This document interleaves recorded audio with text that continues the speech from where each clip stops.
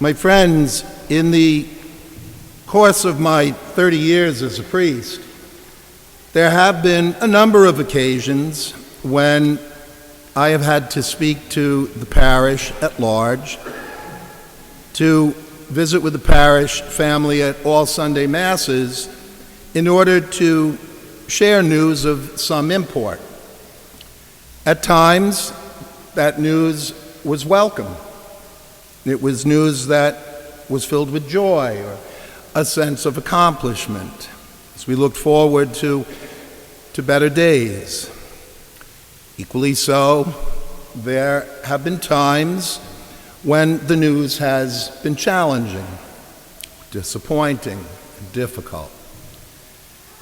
This morning, I have to share news with you that falls into that category.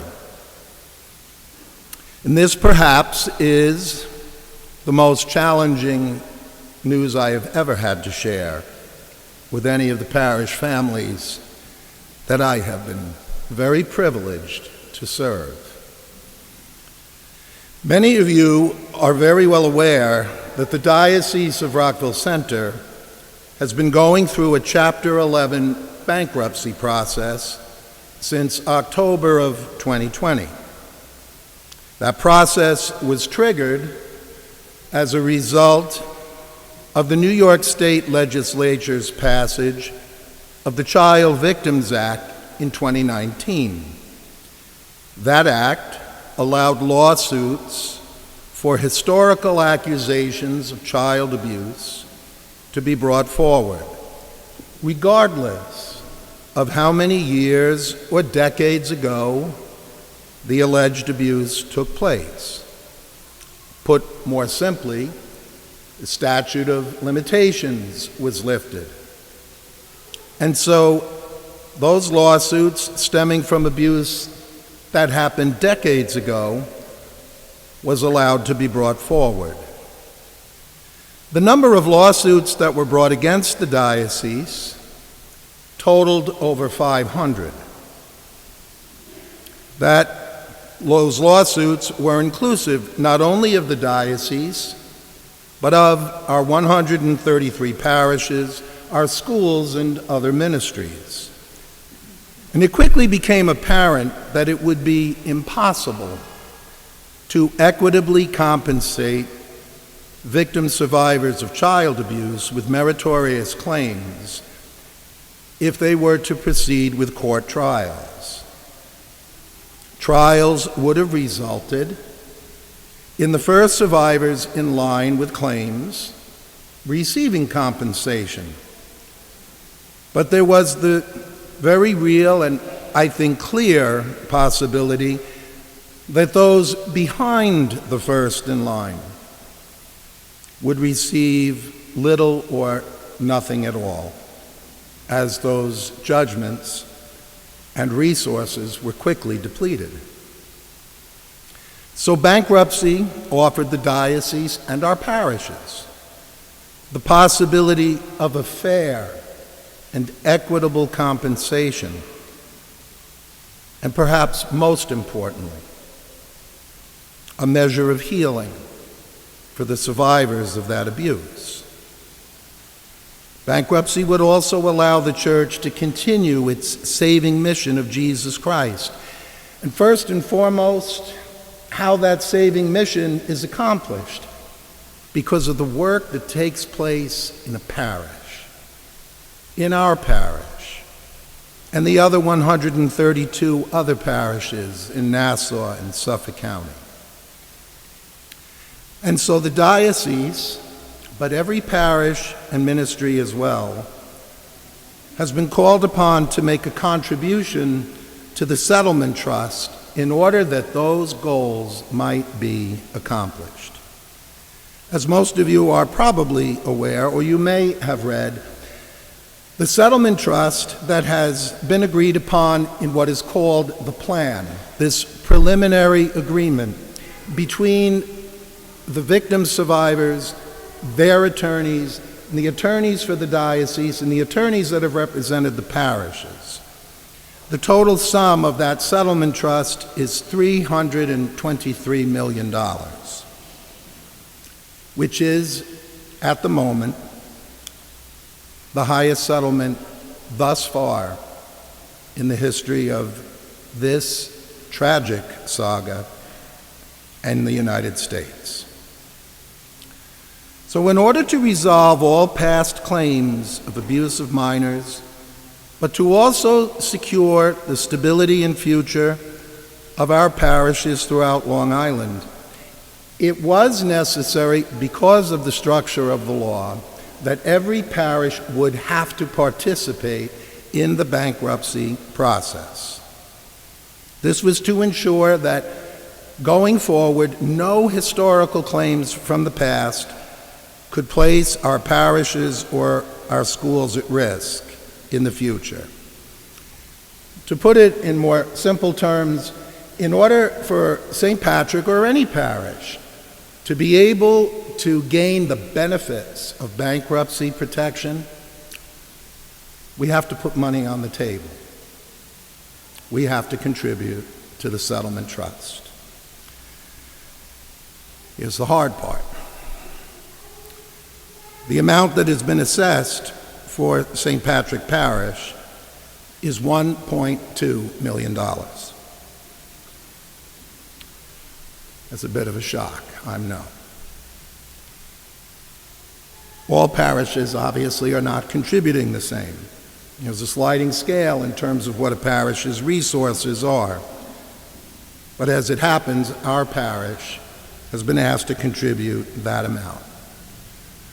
We are very fortunate that my predecessors from some time ago established 2 investment accounts from which we will be able to draw upon, very nearly depleting them, but we will be able to draw upon them in order to make that contribution to the settlement trust. Those investment accounts were begun by my predecessors for a rainy day. And I think that we would all agree it's not going to get much wetter than it is right now. We are fortunate because of your generosity and their careful stewardship of your generosity. We're very fortunate we have the funds to be able to meet our contribution. As you can well imagine, this has been a very difficult thing to have to grapple with and to wrap my head around as your pastor, as I know it is for you as well. St. Patrick's had 3 cases brought against it. One of those cases was resolved in what was known as the Independent Reconciliation Program. It was a program that was administered by Mr. Feinberg and his associates, a name that may be familiar to a good number of you because the Feinberg Group also helped to administer the compensation fund for survivors and the families of victims of the September 11th attacks on the World Trade Center. And so a similar process was begun here. It met with quite a bit of success. And we were very fortunate that one of the 3 cases against St. Patrick's was settled using that program. So that left us with 2 cases. In these past few weeks, as the number has begun to be worked out, and as I have tried to process it and to absorb it in my own mind, it has helped me to take a different perspective. That rather than simply focusing on 1.2 million, I put it into the perspective that were we to go to trial, were these cases to be litigated, it certainly would have cost the parish much more than we're being asked to contribute. So I am looking at that contribution number in terms of the 2 cases we have and seeing it as settling both of those cases for $600,000 each. Now, I realize these are staggering numbers. And if it seems that I'm rather calm in presenting those numbers to you, it's simply because I've rehearsed these words over and over and over again, and have had to share them with parishioners at previous Masses. But if we look at that 600,000 per case, it certainly puts us in a position that we would not be in if those cases were to be litigated. We would probably spend well over $1 million in legal costs alone.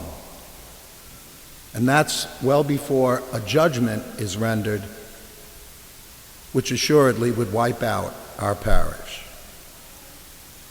Now, I know only too well that the thought of our parish contributing such a staggering amount to a settlement can cause you to be angry. I'm angry too. And I'm angry not because of the cost, but a greater cost. And it was the cost of the innocence of those who were the victims, first and foremost. I know that it's confusing, especially in terms of the legal process. It has been for 4 years now confusing and bewildering to me. I have learned much more about bankruptcy than I ever wanted to know and ever want to hear again. And I know it can cause resentment, and it can cause us to circle the wagons and say, that's it, no more, not one thin dime. I get it. I really do get it. Why is our parish paying anything? This was not our fault. We didn't cause this. But I think I've made the case now for you that if we were to bring those current or potential lawsuits in the future to trial, and especially if judgments were rendered, it would be devastating to us. And so our participation, our contribution to the settlement trust is going to protect our parish now and for the future. You know full well that the horrific scandal of child abuse was not caused by us, but we have inherited its devastating effects. And in 2019, as a result of the law that was passed by the New York State Legislature, our parishes became vulnerable to decades and decades of abuse cases.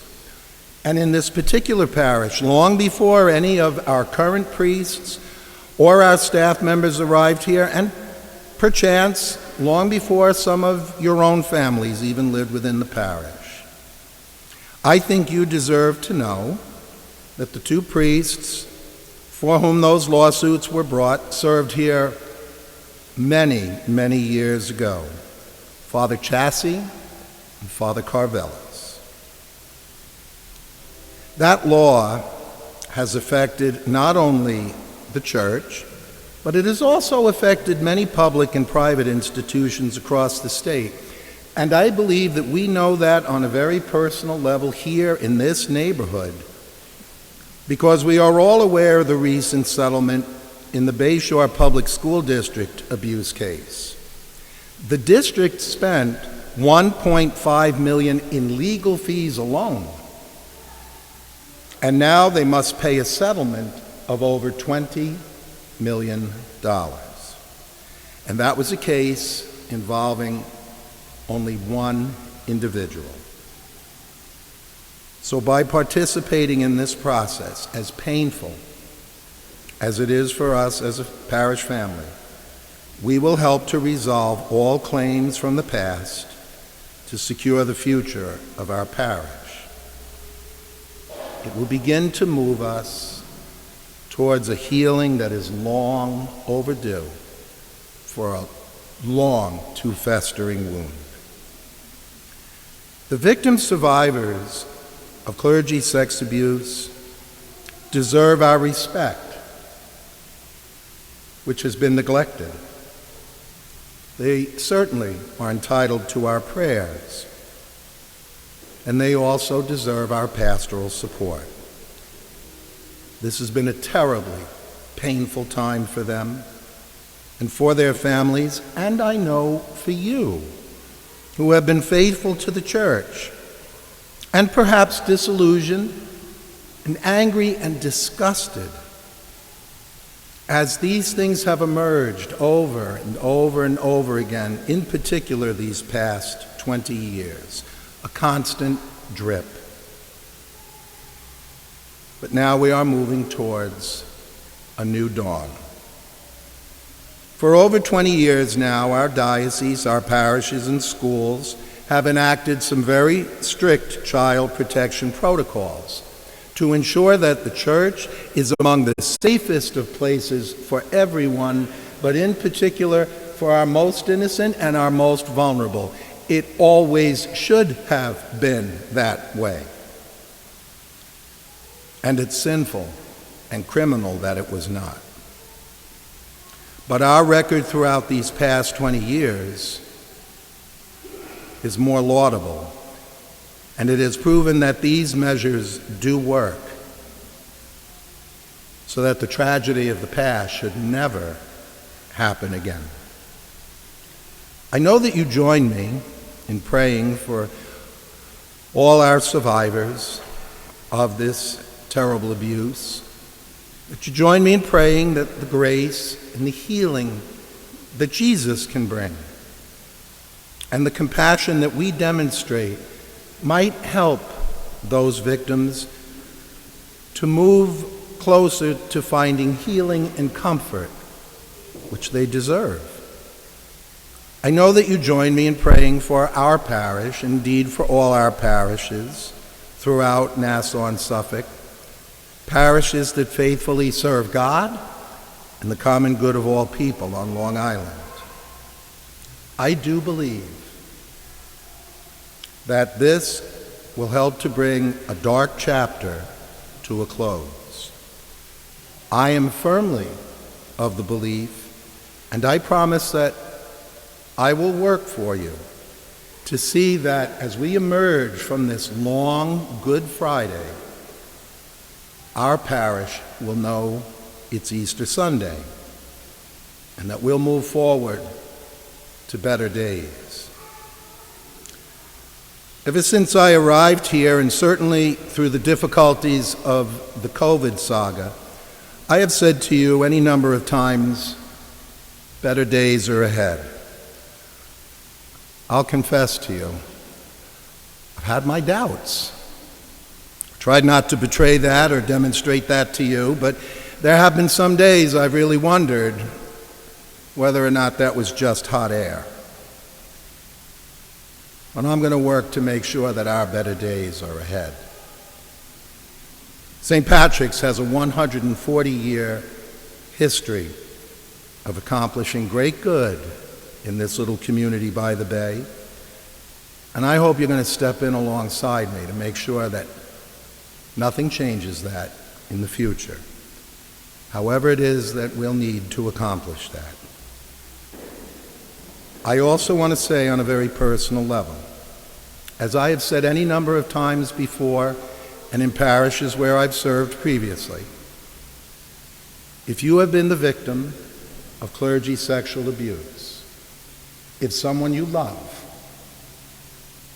has been the victim of that kind of abuse, any abuse, I want you to know, and I hope you believe me sincerely, my heart and my door are open.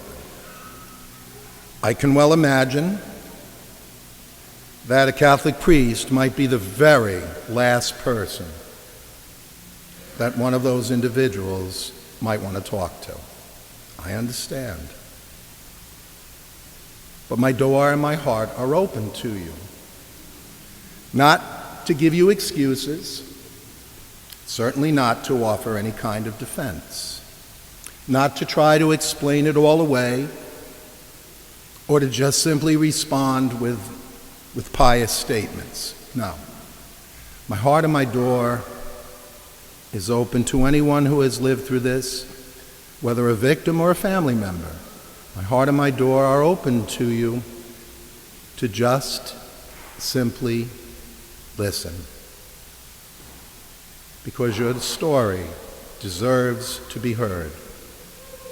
And I will do whatever is humanly possible on my limited part to help you to heal and to live the life that you have always deserved.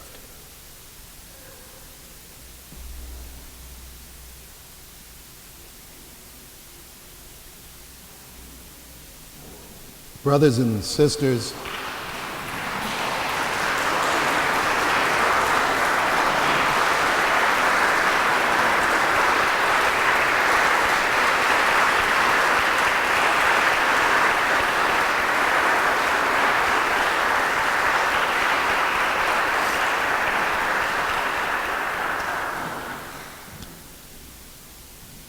I think you know how very much that means to me. We're a people of faith, and so we profess that faith with our creed.